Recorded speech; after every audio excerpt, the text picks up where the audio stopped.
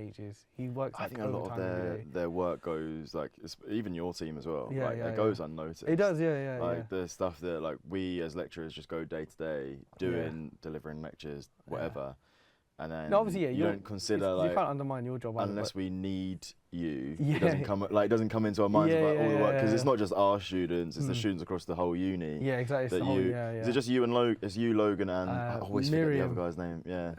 Miriam? It used to be Danny, but Danny left in the summer actually. TJ. Is he not part of your team? He's AWP, but he doesn't.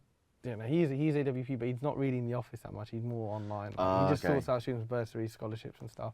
Oh, I thought it was still part of like your. No, he is part of student support, but we don't really see him too much in the office. He's not as like student facing. Yeah, he's not. He's not as student. Yeah, even though he is, he's not. Yeah.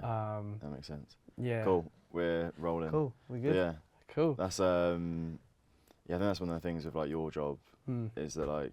I think it's good for your experience and like learning how to deal with students leading into sports psych. Yeah. But I think you guys can definitely because unless like we have a student that needs support, then like we contact you and go like we like this student needs help. Like what can you do? Da, da, da. Exactly. And then a lot of the students will just come and reach out to us. Yeah. You know, separately, whether it's pastoral well-being, whether it's disability support, you know, different support needs.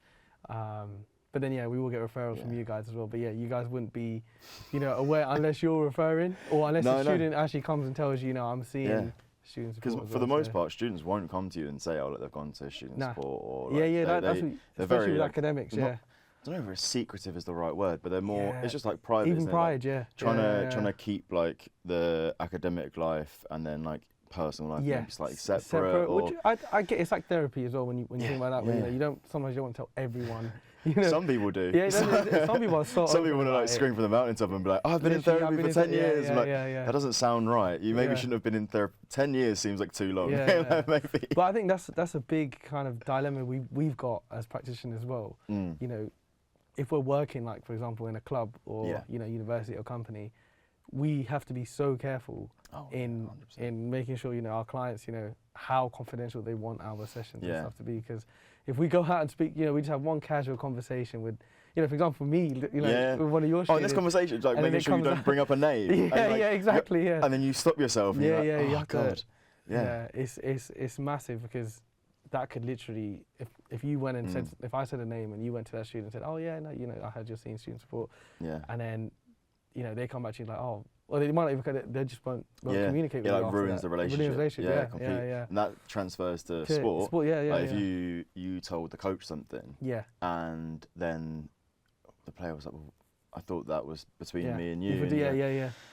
That's it. That you could either lose your job or just completely lose that relationship with. Have you had any like instances where you've almost like well, actually, for the UCFB Academy, I found it really hard sometimes. Because I'm so integrated within the uni and then the academy team as well, it's like, it's difficult sometimes to not, accidentally say a name or, for example, even between teammates. Like let's say I go over to a training session, on a Monday evening, I'm saying hello to one of the boys, but then they know that I'm working for the team as well.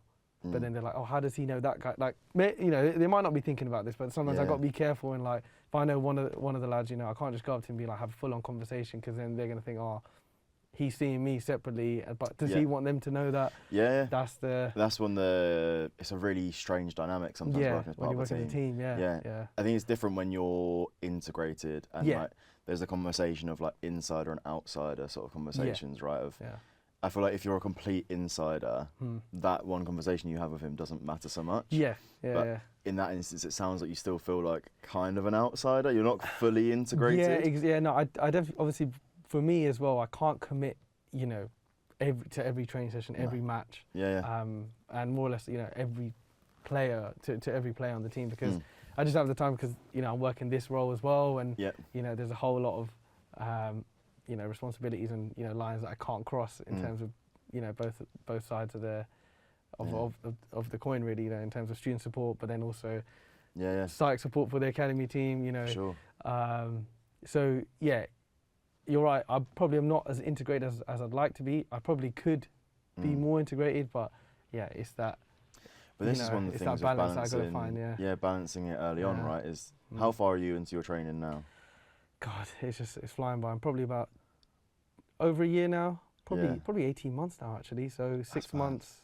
No, sorry, not 18 months. Sorry, 12 months. So just over 12 months. About 4 or 5 months. You just started when I joined UCFB, or it was just I remember we had the conversation. Yeah, we had a conversation when I started. And I remember, you were telling me, right now it seems like, you're on top of things, but trust me, the reflections log, it will catch up on you. And I still remember you saying that, because I'm like, okay, I got to remember what Dan said. I can't get into a situation where I'm chasing everything. Yeah. Mate, I'm still in that position. No, that's what I'm. You do now work. I'm still. You work and then you go, oh shit, I've not. This reflection from a month ago that I was meant to write, I've not done it, and then you're like scrambling, trying to find your notes to then remember what you did, and then that's a real pain in the arse. And then even the logs as well. Just on top of that, you have to, just tick it all away on the. I know it's not a massive admin task, but when you've got so much going on and all these webinars and applied work and dissemination hours you need to build. And working full time. And working, that's literally it. The balance is so hard, and then you have to, you do a reflection, you're like, oh shit, I forgot to add it to my log. And then it's like, you're going to come back, a few months later and you have so much to add. 100%. And then they want you to relate it to each competency and stuff like that. I started writing a reflection on my time at Colchester the other day, because I'd done small reflections during my time there, but not like one big one of like the whole time, which I feel was going to be really, really beneficial for me, and like would look really good on my CPAR when it comes to like, I've deferred my midpoint, but I'm midpoint in May next year. Okay. And I have all the competency files printed out, and I was like going through each one, and then as I was going through, I was making I'm a massive nerd. I write everything on paper, and I have to write it and then type it up afterwards. Okay, and, fair enough. That works for you. Works for me. But I then started going through, and I remember my supervisor said to me, before you write reflections, write down all the competencies you want to meet on those reflections. Ooh. So like, if you have competencies you want to fulfill, add those in, and then write the reflection based on those. So I started going through the logs, and I've got them all printed out. And then I was like writing down, I wrote a full page of like A4 of all the competencies that I could meet through this reflection.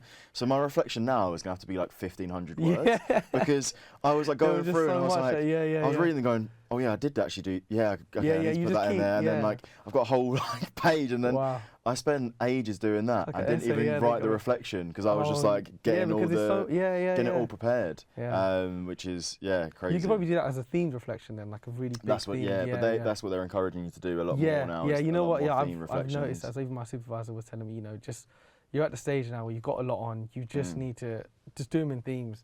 But sometimes I struggle with the theme, because I'm like, then I feel like, if I'm leaving, let's say I go, I don't know, I go get integrated in a training session last Monday, and then I do it again this Monday. Yeah. But I didn't write anything last Monday. Like, no, it's no reflection. I come back and I'm like, I have no idea what happened. Or I can't remember what happened last. Or even a one-to-one. It goes so quickly, doesn't it? Yeah. So I'm like, you go from one session to another session, and then it all gets sort of jumbled. Yeah, it gets jumbled. You're like, what was that? What happened in that session? Yeah, exactly. Yeah. That becomes a pain. That's where the notes are really important. Yeah, you're right. Yeah, that's. I do try to make notes as much as I can, but one of the big things I do with all my sessions now is I have a whiteboard in the middle. So say if like this is a one-to-one, I have a whiteboard that I put in the middle, and I don't know what. There's different models of like case formulation you can use, right? But my supervisor recently told me about the 5 Ps model, just like a medical model. Okay. I always forget them. Was it precipitating factors, perpetuating factors, the problem, protective factors, and I always forget the 5th one, which is why before the client comes in, I write it all on the board. Yeah. So you have them in like they're separate kind of categories. So I like draw out, if you imagine the rectangle. Yeah. Draw a big box in the middle, which is then, I call it the focus rather than the problem, because I feel like problem's the negative connotation. I agree with that. And then each of the corners then is like where we write in all the things that, and then I get them to write it on there. And then it helps me to do a good case formulation, because I've worked, it's a big thing about working with your client to do the case formulation. Yeah. So then we get all this notes like on the whiteboard. And then after the first 2 sessions, they get sent like a workbook from me. Okay. And the first couple pages are like what we covered on the whiteboard. So like the first session, we do that like 5 P's, 5 C's, 5 P's. Yeah, I'm thinking the 5 C's. And then go on to do whatever we do in the next session. So the second session is normally flexible. I go in with a plan of like we do a super strengths thing and map out what their super strengths are and how that would help them with the problem. And have you read Katie Ludlam's work on super strengths and elite sports? Really good paper. It's a PhD and it's 3 studies all in one. And it's really like that made a big impact on me with trying to change to like a positive psychology outlook of like make sure people go from like a +3 to a +8 and they're like going in the right direction forwards rather than like addressing the weakness and trying to get them to go from like a -6 to a -2. Yeah. Trying to optimize the strength. Yeah, it's a lot longer process, and where like especially in sport, everyone wants things to be like so quick. I think if you can help them to optimize strengths, that normally helps them to address the weaknesses as well. So the super strength stuff with Katie Ludlam, it talks about this like analogy of a boat, and that like your greatest weaknesses are, imagine if they're like a hole in the boat. And all you want to do is get the hole above the water. It doesn't matter if it's like really high above the water or just above the water. And what that basically means is that it's not impacting it's not dragging you down, not having a negative impact. And then the rest of the strength just like optimize your performance and your mindset. And then that's really the whole interesting. thing of training it. Give that a read. Genuinely, I'd recommend going and reading it. It's I read. When did I read it? I read it over summer. Okay. It made a big like. Yeah, now you're actually applying it, actually using it. So yeah, it sounds like. I'll quickly just address a camera. Oh, which one should I look at? Go. Hi guys, welcome back to the Stoic Athlete podcast. We've been talking for probably quite a while actually, and I've not done a formal introduction, so I thought I'd quickly do one. We are here today with Syyl Patel-Meah. Yeah. Oh wow, you got it right? on point. Yeah. Sick. Right, cool. I managed to do it on the first shot. So Syyl is a fellow member of staff here at UCFB. He's also a sports psychologist in training. I think we're going to get some really like interesting insights for. I'll ask you some like quick fire questions towards the end. Of course. But we're going to get some really nice insights. If you're like a trainee sports psychologist or even just like athlete coach, there'll be lots of different things you could take away from the conversation. But one thing I wanted to sort of go back to and talk about that we said about, actually before we started recording, you always get the good stuff in before you start recording, right? So we were talking about like marketing, like websites and things like that, right? And I know we've spoken about that before, but one of the big things that doesn't get taught is to be able to market yourself and create a website. And how have you managed that since starting? Like, poorly or well? Like, you can just be honest. No, brilliant question. You know, it's something that I actually was thinking about well before I actually, started the trainee program. But like Dan said, we don't get much kind of support or advice on how to actually create a business, a website, a brand, etc. So it was kind of put on the back burner a little bit, especially as you know. Once you start, a lot does come your way with the initial submission, etc. And then you're trying to build your hours, get involved in a lot of things. There's a lot of other things going on, isn't there? Basically. But to be fair, my supervisor has been really, really good at kind of advocating, how we can become, almost business practitioners, build our brand and stuff. And one of the tasks she sent me and one of my other kind of fellow supervisees,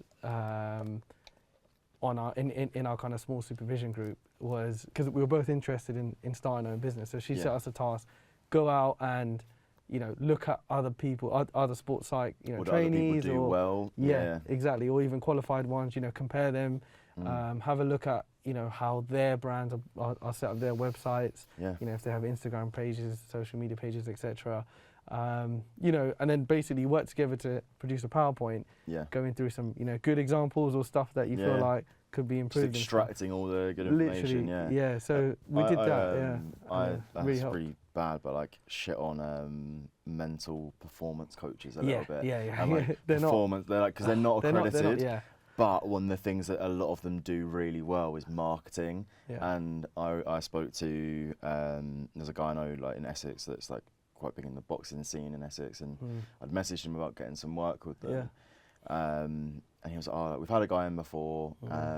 He wasn't very good. I'm not going to say like, I'm not going to mention names. Yeah. Right? He's not very good. But if you look at his socials are great. Yeah. So he gets a lot of clients through socials. That's what it is. And because like the legislation and stuff of sports psych has only been quite recent, it's quite a young field realistically in terms of needing accreditation to go into big jobs. Yeah. A lot of like men's performance coaches did get jobs in clubs before. And I think, oh, excuse me. Yeah, it's true, yeah. So I think there's a lot you can learn from them. And like you said, like if you just go and pick out like what they do, what they want. I'm not very social media inclined. But like that's the thing, like kind of got to be. Yeah. The thing is, I feel like I'm good with social media, but I'm also not as engaged. I feel like when I was younger, maybe I was a lot more into it. Now, it's just you don't get the time. Old. Yeah, exactly. Yeah, exactly. Yeah. I'm balding. The trends and stuff. It's hard to keep up with. Yeah. No, it's true. But no, you're right. It is the way to go. You know, when you look at some of the successful guys, practitioners who've gone out there and really, especially the younger ones. Yeah. Obviously, a lot of the older ones, younger guys coming through. Yeah, now they're they come. Yeah, they're really big on it. They're just building their platforms. It's about, it's about finding that niche. You know, what's not already out there. What's going to attract a good audience. And like I said, it's the younger people who are going out there and engaging with this, but it's also probably the younger people who enjoy the content and really engage. So I think another part of like the consultancy thing as well is that like no one told me about like registering as like a sole trader or like self-assessment. And like I didn't even know that was a thing that we needed to do. It's mad. Until recently, really recently as well. Like I'd done a workshop at a school and they wouldn't pay me because I didn't have a UTR number. Oh wow. And then I was like, what's a UTR number? So what is a UTR number? I know what that is. Exactly my point. It's a unique tax reference number. But I had no clue what that was. And then now I've had to go and like register for self-assessment and then like, it's all like a massive pain in the arse. There's all these extras that you don't know. No one's ever told us.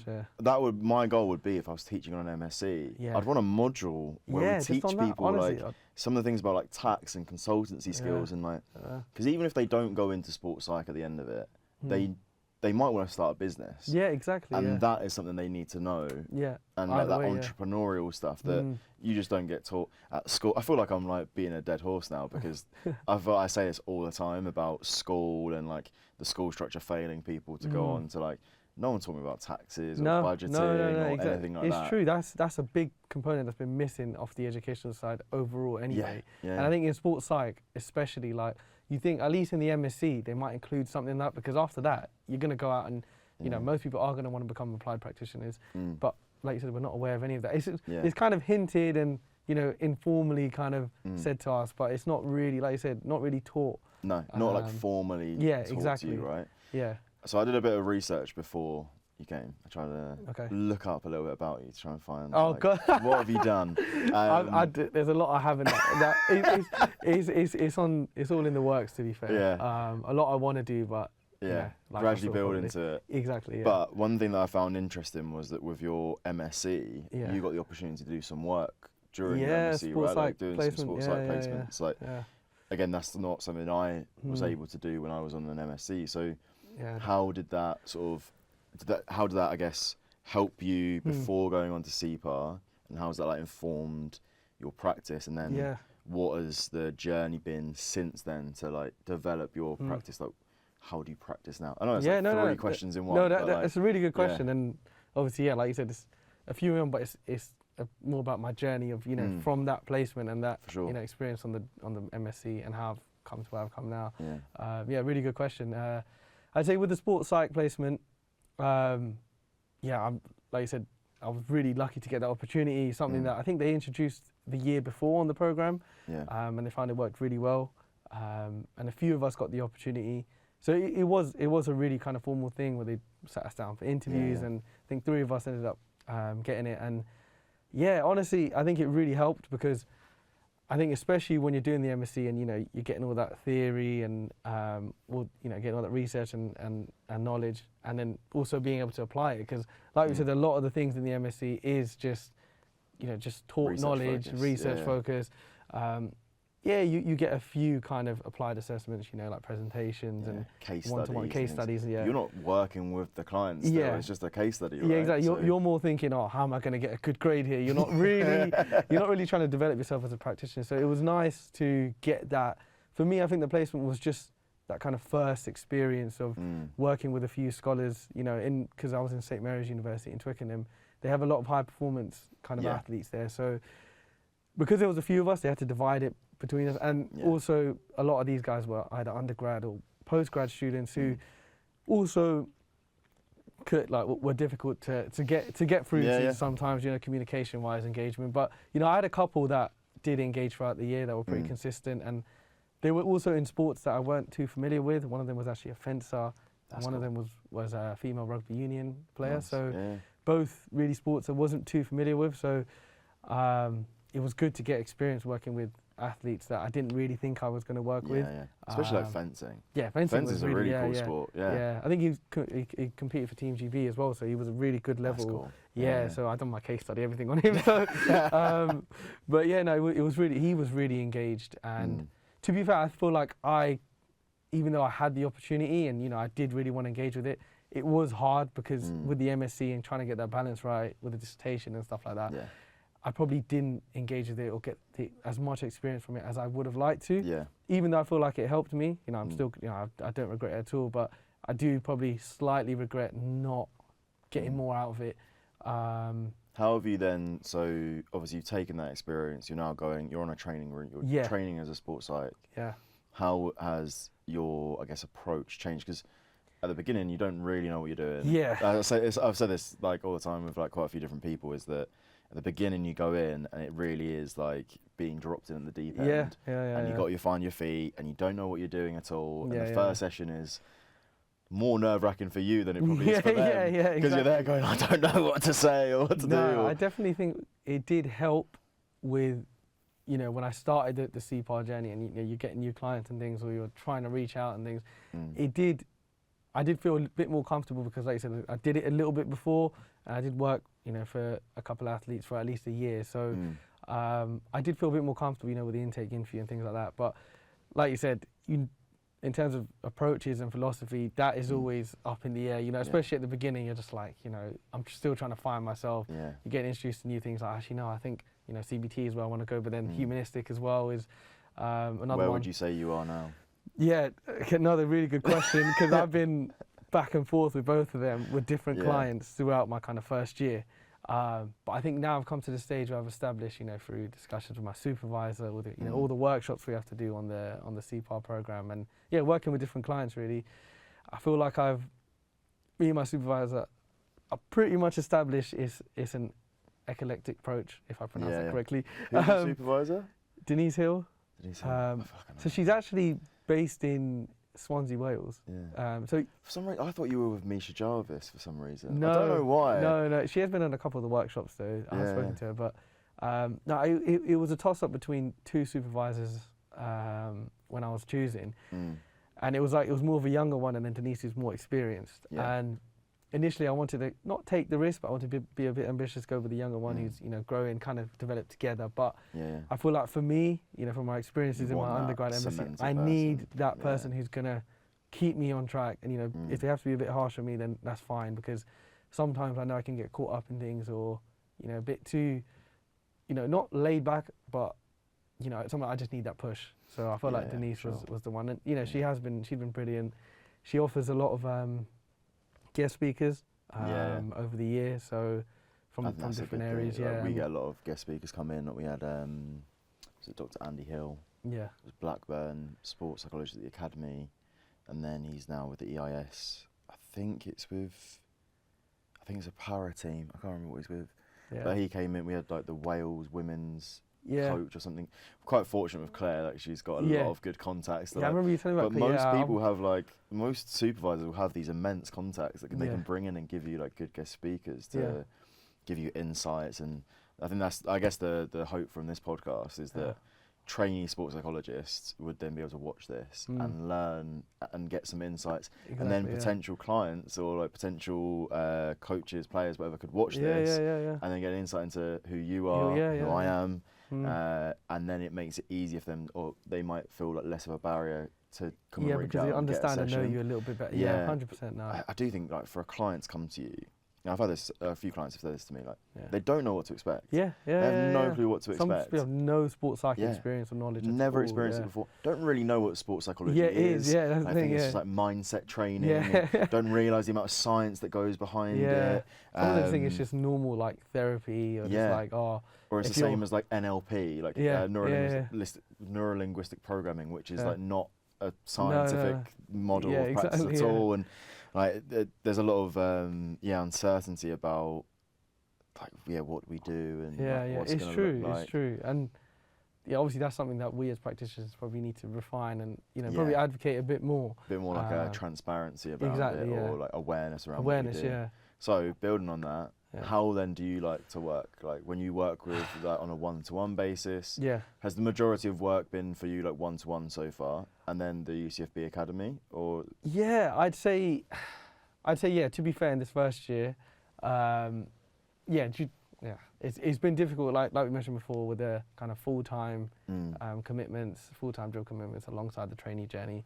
Probably haven't engaged with as many clients as I probably want to, but can I be honest, that's normal. I feel like it is. That's what you've told me before. My supervisors reassured me, like horrible. It is. You don't work as anywhere near as you think. Anywhere near as much as you think you're going to work. Yeah, exactly. I'm thinking I'm going to get clients every week.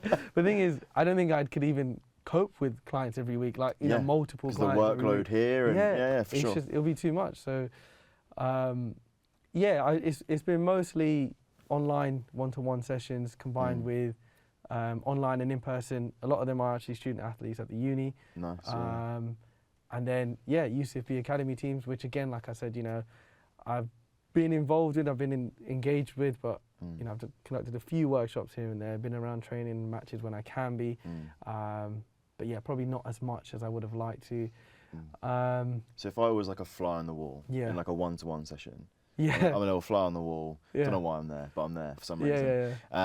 What would you see? If I was to sit and watch one of your sessions, what would you say is like, how do you like to work with the client? How do you, I guess, like figure out what the focus should be, and then sort of design intervention or like work with them to build on like what they want to work on? Yeah, another good question. For me, like I'm not gonna, it does, and probably for most people actually, it does vary amongst the client. For sure.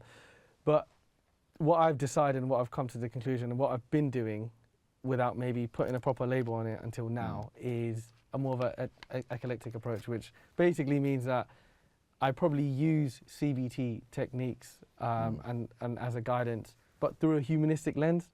So I have been taught, it's been a bit confusing on whether that's okay or not, but I've looked at reasons, I've spoken to supervisors, and I feel like the way I'm doing it is okay. Obviously, it probably needs to be refined. Always could, can develop it and stuff. But have they said to you about meta theories yet? I've heard of it, but I haven't gone too into detail. It as well. I'm similar to you. I'm finding this bridge between I'm more REBT than CBT. But REBT and humanistic, like person-centered, like Rogerian. Yeah, exactly. Like, Rogerian, person. That's exactly. And like trying to find how they like mix how together they mix, is a real like difficult thing. But, so then when you're working with the client, if they were to come to you, or if I came to you for a session, and it's my first session with you, what would that sort of look like then? Yeah, so definitely my first sessions do tend to be more kind of humanistic, person-centered, where like for conversational. Example, more. I try to keep it really, like I said, conversational, casual. Really try to get to know the athlete, look at their life outside of sport as much as in as well. Really get to know them, and I think at the beginning I used to be really I used to be guilty of trying to use the PING, the performance interview guide approach, and try and cover off everything in that one session. I'm like, no, I can't be doing that because I'm ended up cutting them off, or maybe not prompting them enough, or getting them to elaborate enough. So. Because you feel like you need to go through everything, They might touch on something really important. Exactly, and I'm you just gloss over it because you're like, well, I've got my next question. The next question, That's right. I was like, it was too structured, if anything. So I've learned to kind of, if if that kind of intake or first session has to carry over into 2 or 3 because we're still getting to know each other, you know, they still got a lot to tell me. That's how I'd approach it. So now instead of putting a number on that kind of first or second session, I leave it until I feel like I've got everything from them.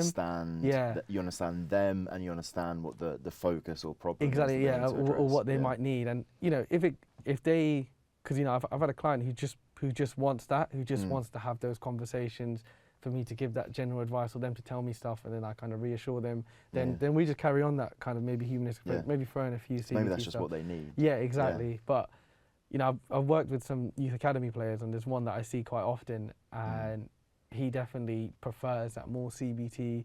Obviously, because he's younger. Something like practical. I realised at the beginning I kind of naturally did that, and then I was like, no, I want to be a humanistic practitioner. So I tried to go a bit more into that, but especially with younger athletes, it's hard for them. You can't get them speaking for the whole session. You know, there will be those moments where they need you to say something or ask them something or give them something. It's so dependent on the client, isn't it? Yeah, that's exactly what I found. I think the big theme of like what you said there is that it's so individual. Yeah. They're like, I've almost like asked you a trick question, if that makes sense. Like, tell me what every first session is going to look different. Yeah, literally, with every client. As much as like for me, my first session is very cemented. I know what it's going to be. It's going to be the 5 Ps, whiteboard, but it's also like very conversational, because we just talk.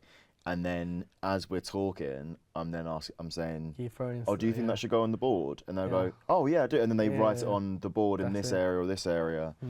And it's very, very conversational. But as you said, like designing the intervention or understanding the individual or all these things is so unique to each person that you can't really say. You can't say, you know, I'm going to do this with every athlete. Yeah. And then also, like you said, with young athletes, I think everything, and especially just in sport in general, a lot of things need to be like immediate, or they want things to be like immediate.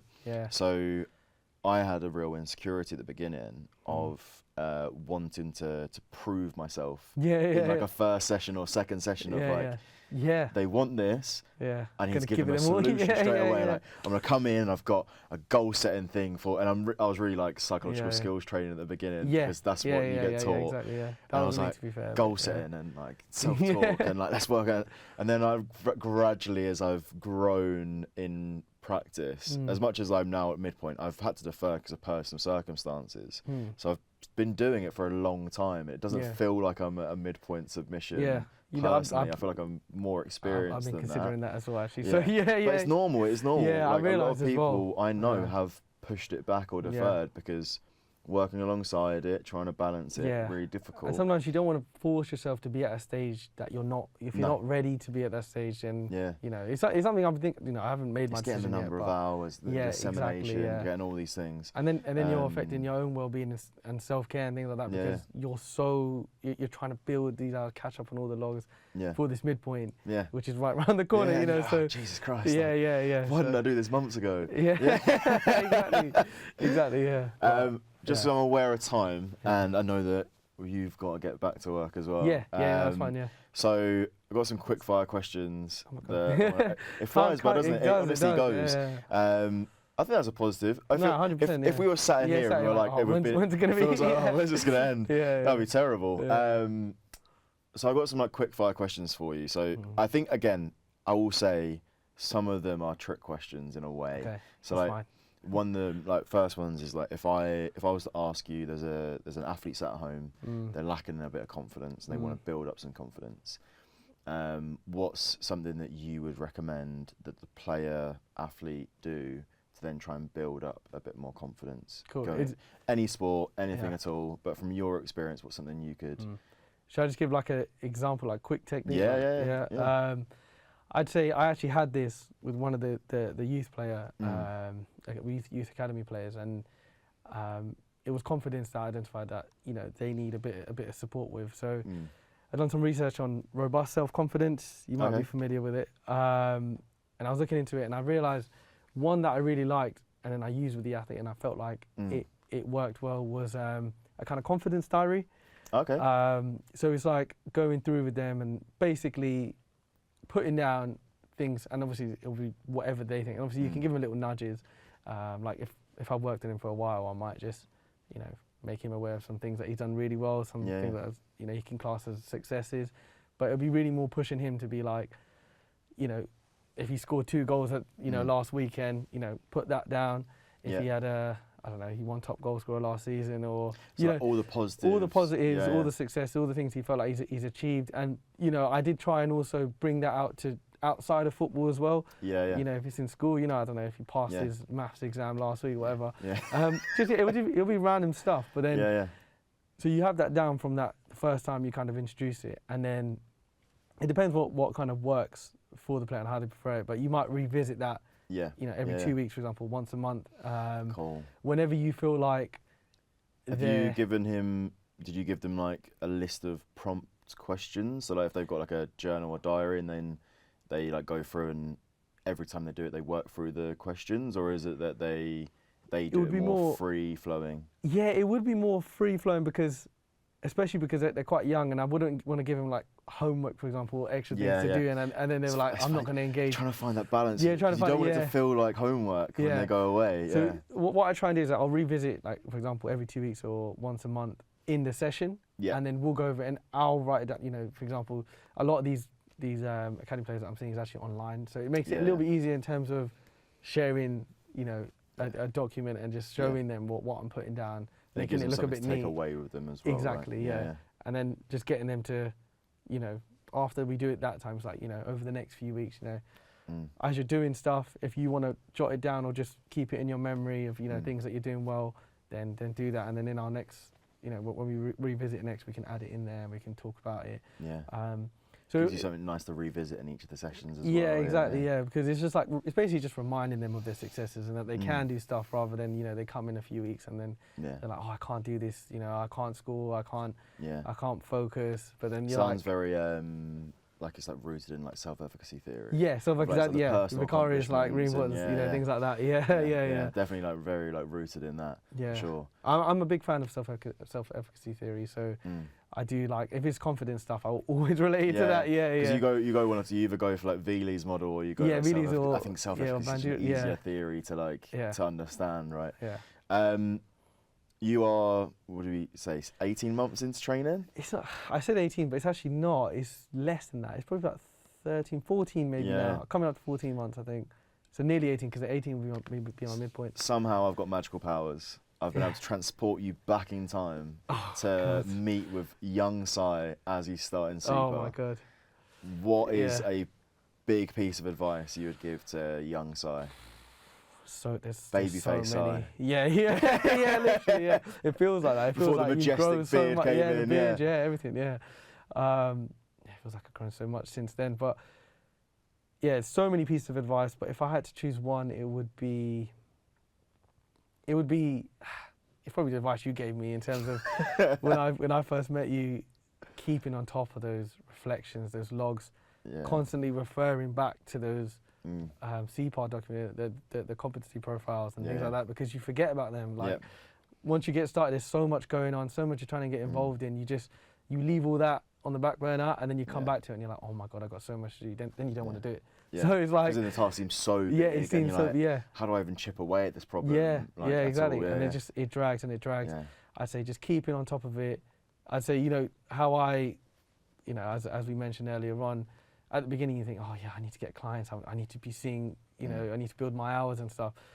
At the beginning, it's more just building yourself, developing yourself. You know, whether that's webinars, workshops. Yeah, it could be clients as well, but also constantly just reflecting on them, keeping on top of the admin. And you might not realize it, but when you come to this stage, you'll be like, oh wow, I did all that. Look how far I've come. I've actually learned so much in that time. You can see the evidence of actually how much you've grown in that time. The reason why I said that to you was because I made the same mistake. Yeah, I know. I did it was like, Syyl, just don't do what I've done, because it's a horrible position to be in. That's interesting. Yeah, go back, say the same thing again. The same thing.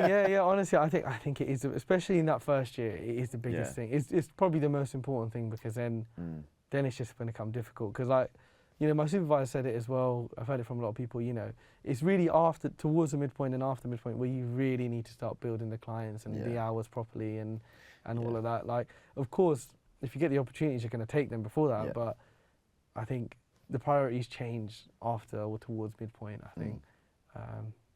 Which you might have found as well. My priorities now are definitely like consultancy, build up consultancy. I generate a fair few clients now through my consultancy like each month, but that only came from, I then like edited my website and I put a lot more transparency around like pricing and all these things like on there, and started getting referrals from people, and that comes from building a network and like, oh, well, I can't take on this client, could you take them on? And then I take on the client, and then it's like you sort of just build it up gradually, and pricing structures and figuring out all those things is all that's such a big learning curve. Such a big learning curve. That's what I mean, like I was like, oh, this website's gonna be easy to build, you know, I bought the domain and stuff, but there's all these extras, like you said, pricing, you know, copyright, and just, you know, for me, like I said, I think I mentioned this might have been before we actually started the episode, but I'm a bit of a perfectionist, so before I get it published, I want everything on there. I want it to be neat, you know, I want it to look good.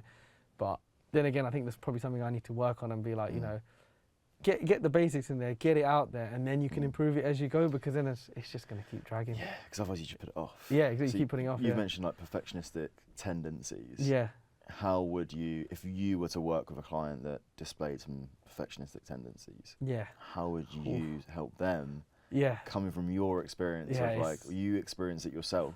You're not necessarily like, you can't define yourself as a perfectionist because that's not all you are. It's You're not, like, I just have certain tendencies to be quite perfectionistic, right?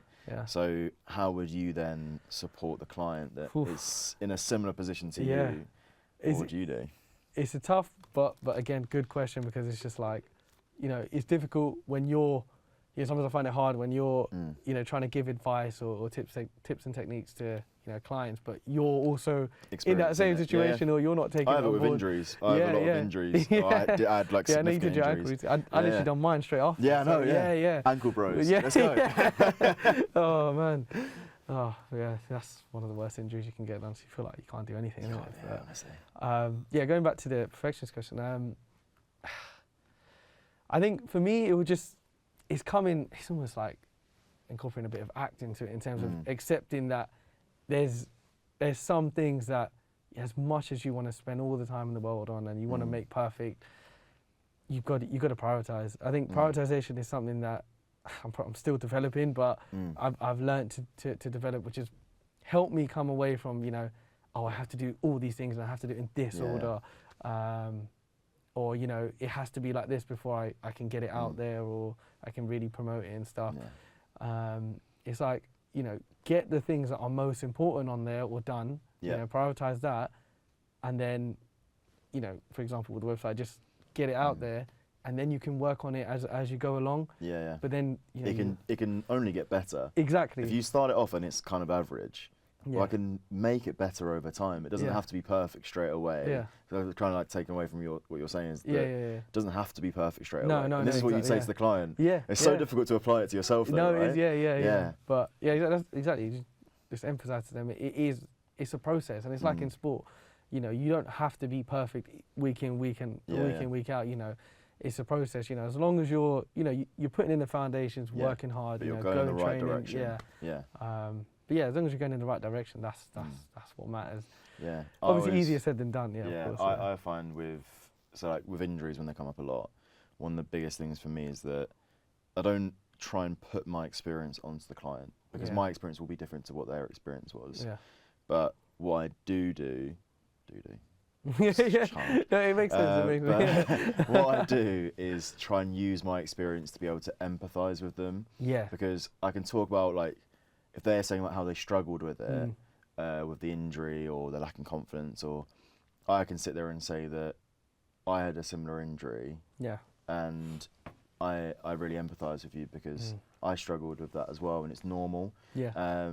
Or just don't even bring up my injury and just say, like, that's normal. Just normalising, I think, is a big thing. You being like more leaning towards perfectionism, you can say, like, it's not like a lot of people have perfectionism. I can actually relate, understand and relate with them. No, I found relation is a massive thing with clients, like, especially, you know, the younger ones who, like fortunately we're probably similar ages to them, or not too far off. You're a little bit closer. Yeah. But you're still a young adult, so like it's a lot. I think clients these days, especially the younger ones, for example, they do find it a lot easier because of like, you've been through that recently, or you know what's going on. Probably for you us can right use now. a lot more of their language as well. Language is a massive one. If you can use some of their language, they start to like trust you a bit more. Yeah. I 100% agree with you. Yeah, I think the relationship above anything else is the greatest predictor of if my intervention could be genuinely terrible. I hope they're not terrible. But my intervention could be terrible. The support I give is, but if the relationship is good, they'll probably believe it anyway, and they'll go and do it and probably find benefit from it, even if it didn't come from a research backing. And as I think about this all the time, is that if my research and all my intervention, if I do the research on it, I know that my biggest strength is building the relationship with them.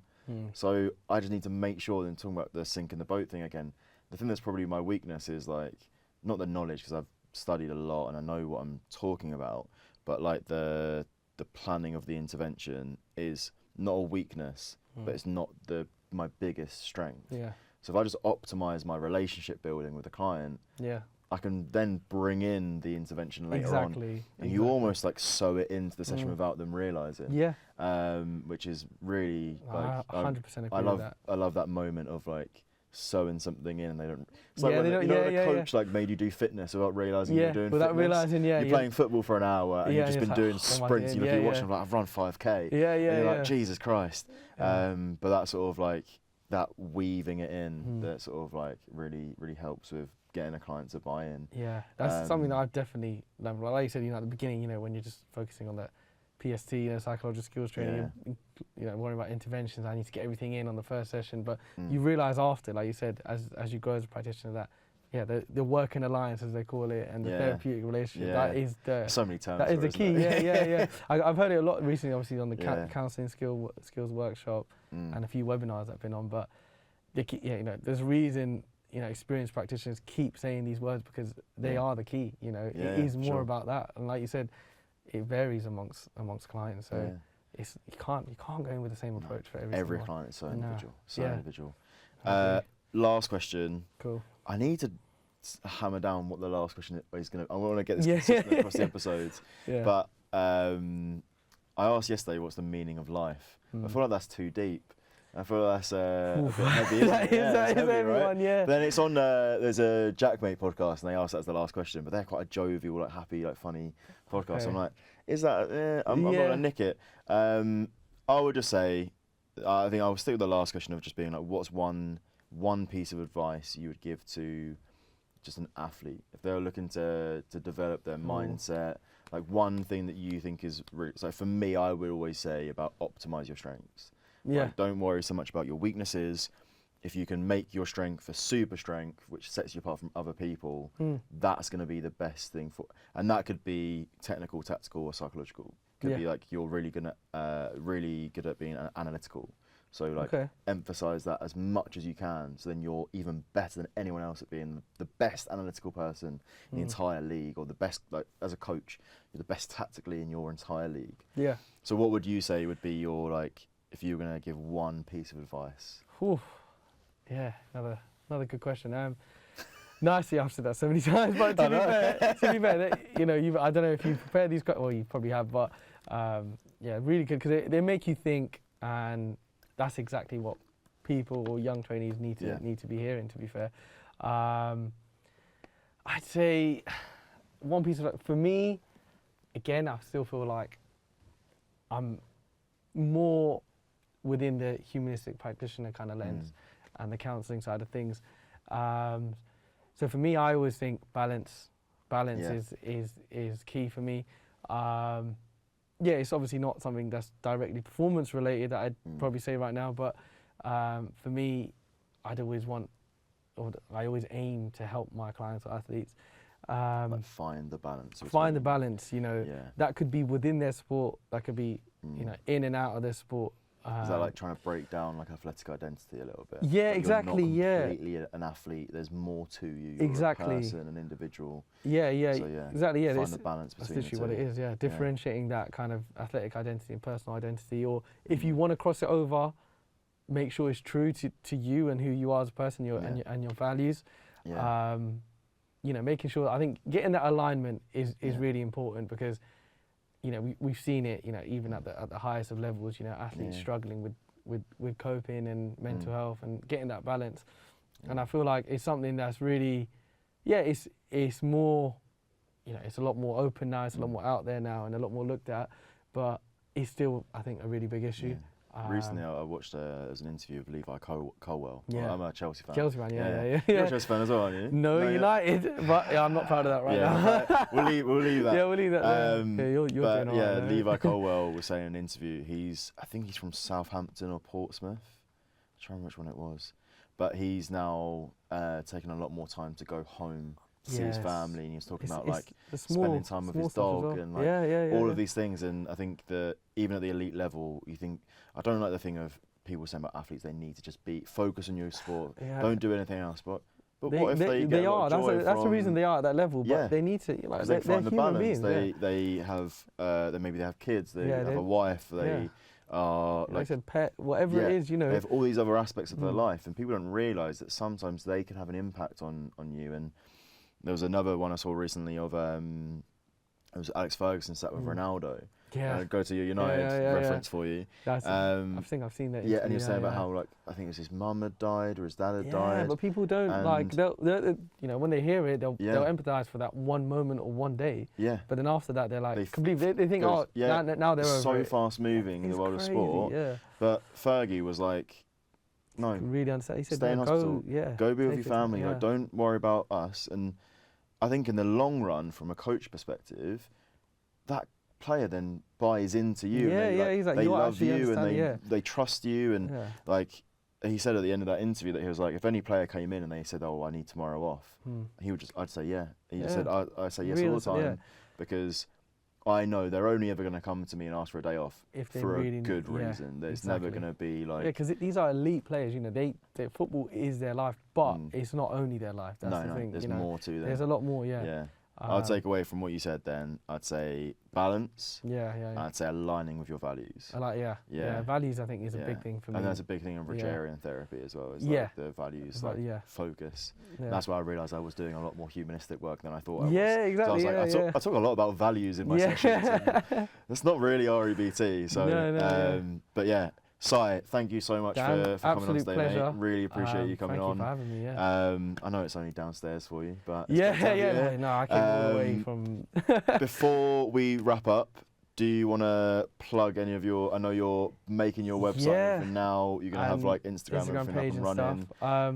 What I would say is, I think Dan could probably plug it into the... Yeah, I'm going to plug it in for you. I'll give you the at. But it will be... Hopefully, if I can get it, it'll be at the Sports Psych. That'll be it in terms of website, Instagram page. Just to catch, the Psych is SYCH, obviously like aligning with my name. Yeah. So yeah, Psych. But yeah, it'll be in the description, hopefully. It will be. Yeah, it'll be in the caption, description, whatever you want to call it. Brilliant. But thank you, Syyl. Thank you for coming in. Really appreciate it, mate. And thank you for having me, mate. Guys, we'll see you in the next one with the next guest that we'll be having on. So, Syyl, thank you very much, mate. Thanks, appreciate it.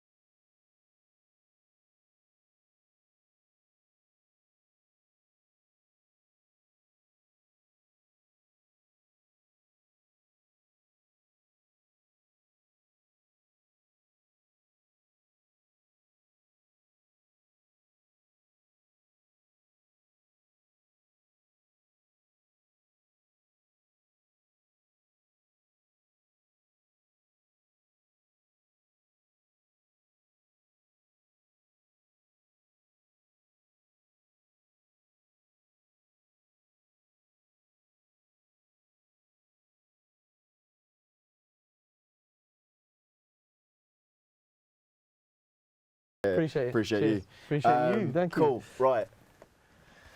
That was good. That was Let's good. go.